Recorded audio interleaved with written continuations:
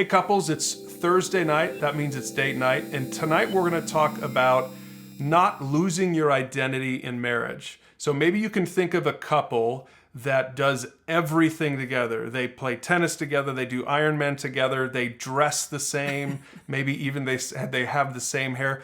That's one extreme of sort of losing your individual identity in marriage, Tracy. And I guess the other extreme would be couples that are not connected whatsoever. They don't have any of the same interests.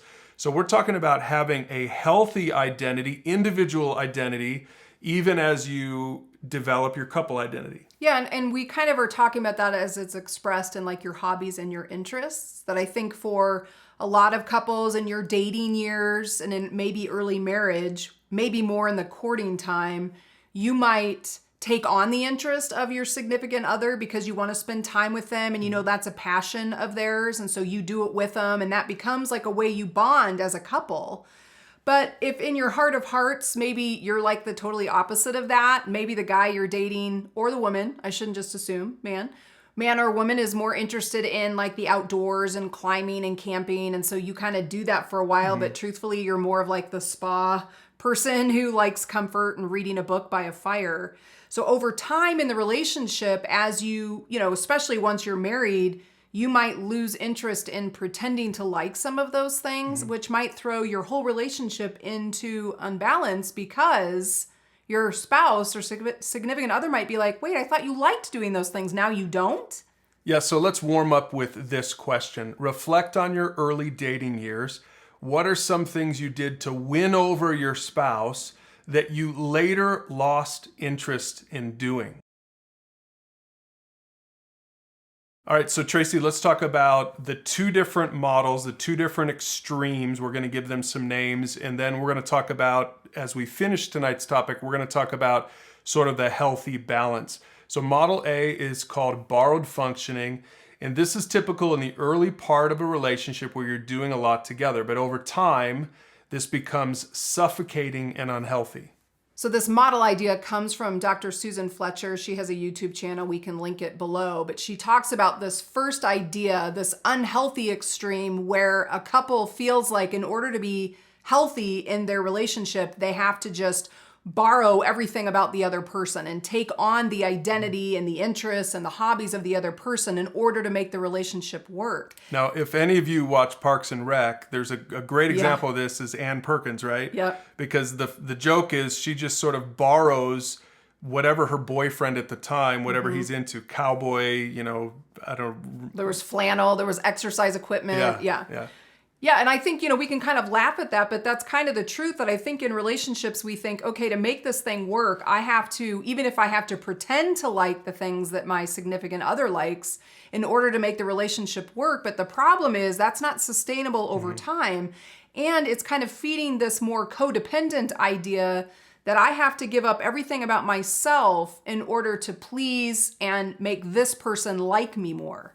Yeah, and then the problem is, in a lot of those relationships, Tracy, is at some point, the person who's doing the borrowing of the functioning, usually it's one or the other, it's not always both. At some point, they're just like, I'm done. You're right. Yeah, as the relationship goes on and it's more solid and on good footing, the truth starts to come out. And then they say, no, I don't like Mexican food. What do you mean you don't like Mexican food? I don't like wearing cowboy hats. What do you mean? You wore them all the time when we were dating, right? And so then that person who sort of lost their identity at first for whatever reason, now they begin to realize, well, no, wait, I'm going to assert I don't really like these things. And then what can happen is you can overcorrect to the other model. This is model B, and this is called emotional distancing. So this is when couples feel more like roommates than lovers, and they're emotionally disconnected.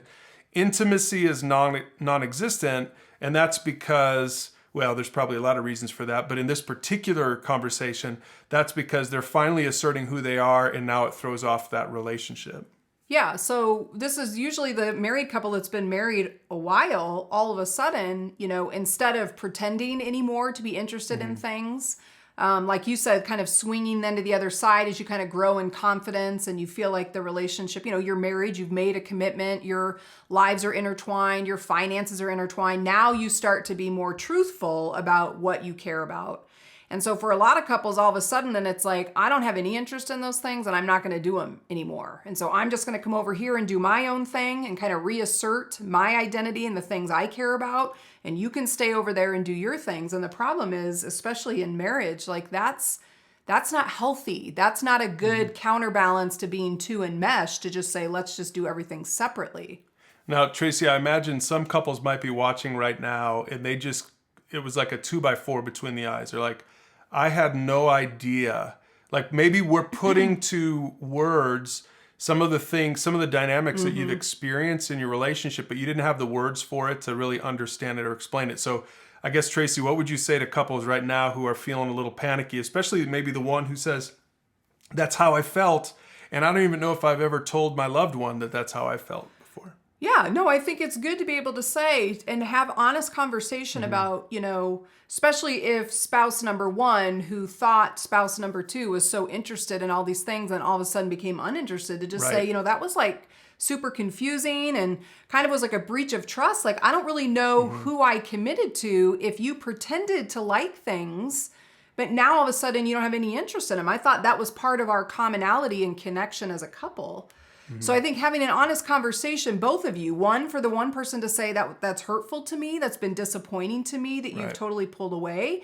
And for the other to say, you know what, that was a mistake. I think I thought I needed to do that to keep your attention. Yeah. And now I'm telling you that's not really who I am.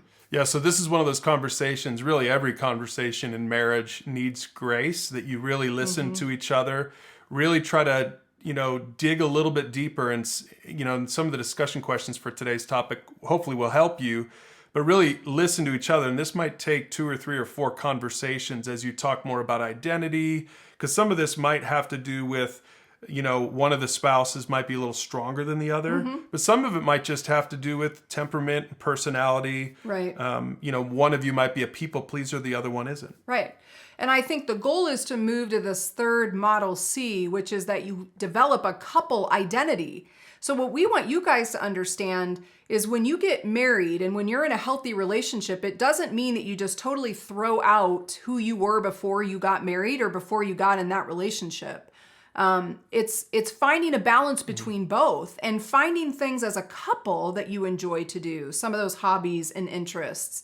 But being okay with having other things that are interests that your spouse doesn't share, that you can go explore those without your spouse and not feel guilty about that and think, oh my gosh, are we in a terrible relationship that I want to go golf with my buddies or I want to go over here and shop with my girlfriends? Does that mean we don't care about each other or love each other? Yeah, so couples, there's your topic for tonight. It could be one that as a couple you don't really have to spend too much time on because you guys are past this. But for some of you couples out there, this might really open up some deeper conversations. So give each other grace as you do it. Don't be Ann Perkins in your relationship. Like, know who you are, establish your identity, and then also figure out who you are as a couple. You don't have to lose your identity as an individual to be in a healthy marriage.